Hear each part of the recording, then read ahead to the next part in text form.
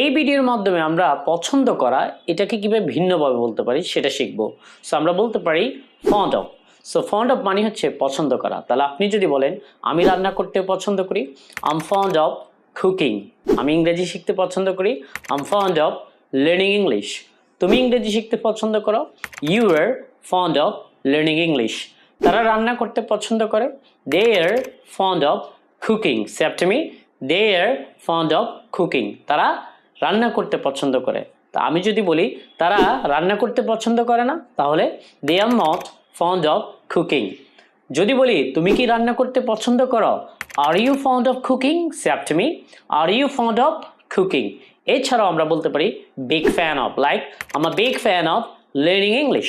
আমি ইংরেজি শিখতে পছন্দ করি, he is a big fan of learning English. সে ইংরেজি শিখতে পছন্দ করে। এছাড়াও আমরা বলতে পারি ইন্টারেস্টেড ইন,